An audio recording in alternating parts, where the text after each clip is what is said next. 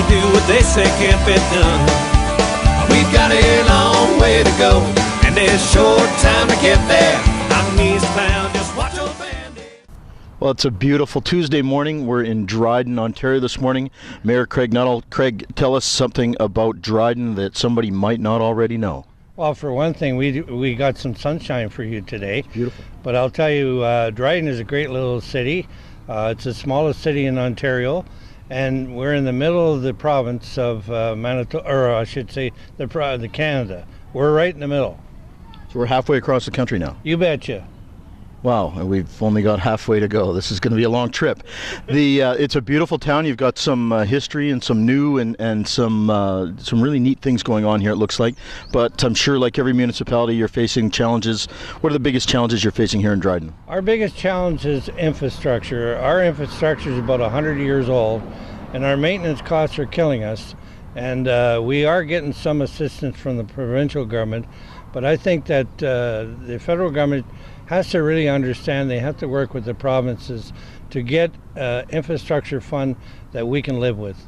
So Craig, I'm from Port Moody, BC. Obviously the word port is in there. We're a port city. We've been having a tremendous amount of difficulty, let's call it a discussion, around the assessment of our port lands and their valuations. Some of them have gone down by 97% on one of our properties, representing potentially millions of dollars in tax revenue. I hear that you have the similar situation going on here in Dryden or maybe all over, at least southern Ontario. Tell us a little bit about what that is. Well, we're a small city. We're 8,000 population. The assessment at the mill has gone from $54 million down to $14 million.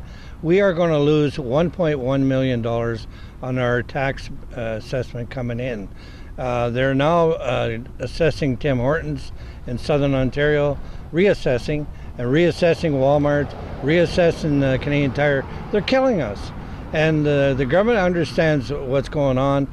And thank goodness we got a committee together to talk about how we can stop this insane. Well, a small town, 8,000 people losing 1.1 million on your tax roll. I don't even know. Do you know what that would represent as a tax increase to the other taxpayers? Well, when you look at 1%, we get $100,000. So figure it out. Over 10% for one business getting reassessed. Business alone, yeah. Wow. And so this is like the businesses are lobbying their assessments as a company, like as a Walmart or as a Tim Hortons? Definitely, because when you're dealing with, pardon the expression, stupid people, you go for the best juggler you can. And these companies have good lawyers where we can't afford to have a lawyer, but we will fight the assessments the best we can.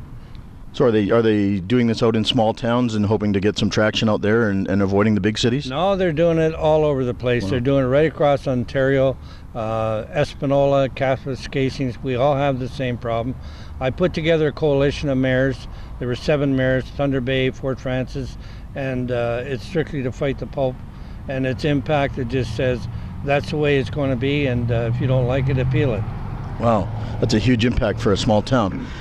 Good idea, pulling people together and working with, I guess it's with the provincial government that you need to work with on that then? Yeah, and you know what, they've been really receptive. They've helped us out with a little bit of repayment. But the big thing that scares me is that these people are getting away with it, and the ministry has made 26 recommendations that they should change, and one was communications. They haven't talked to us. So actually, I haven't paid them for a year and a half. We owe them about $125,000, and they phoned about getting paid. And I said, as far as I'm concerned, you guys are fired. Yeah. Sometimes we all want to fire the government, but Craig. Well, when we owe them money, it's pretty tough. Yeah, again, good luck on your fight. I hope that everybody is banding together with you on that one. That's a pretty serious issue for a municipality to have that percentage of revenue taken away. It's over 10% revenue of tax revenue taken away from you. So yeah, and when you look at it, why would a guy run for mayor? Why would a guy run for council when you're facing this kind of stuff? The common theme coming from the cities as we stop across the country, but our journey is one to learn and to help share with others. If you could help out some others, if you have a success story that you'd like to share with us, what can you tell other municipalities about how we should be dealing with these challenges that we have? Well, I think first of all, you have to look at what you own, assets. Like we had a cellular service that was in Dryden, and we were losing $10,000 a day. And when I was elected as mayor, I said enough is enough. We have to look at getting rid of this.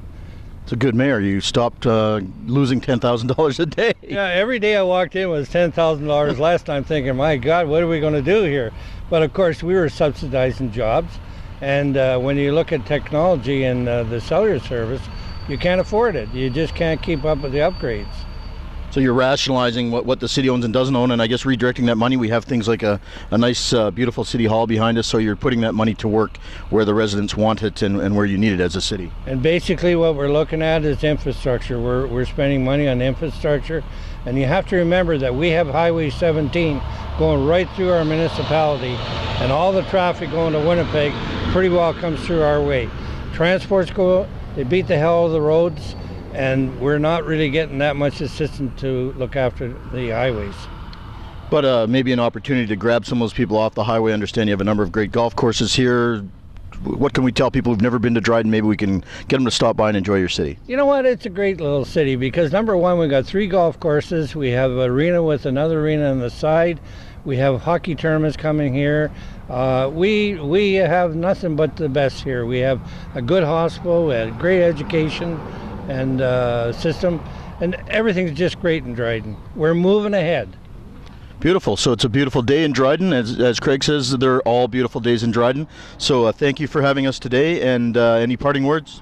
I think you guys are doing a super job, and I appreciate you stopping in our great little city. And we love being here. So here we are in Dryden, Ontario. We're halfway across the country.